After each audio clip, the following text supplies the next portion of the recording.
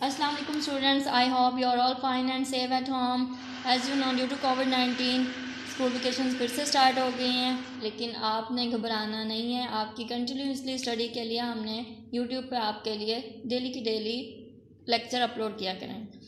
आपने कंटिन्यूसली अपनी स्टडी को जारी रखना है।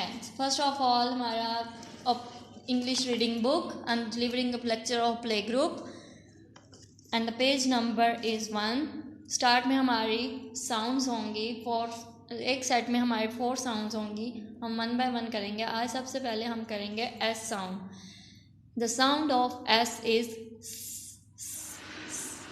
Sound of S is S.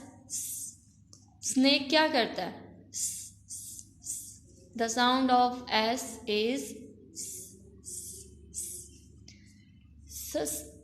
snake, stone, spider.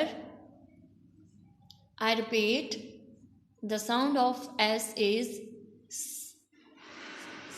snake, stone, spider, snake, stone, spider.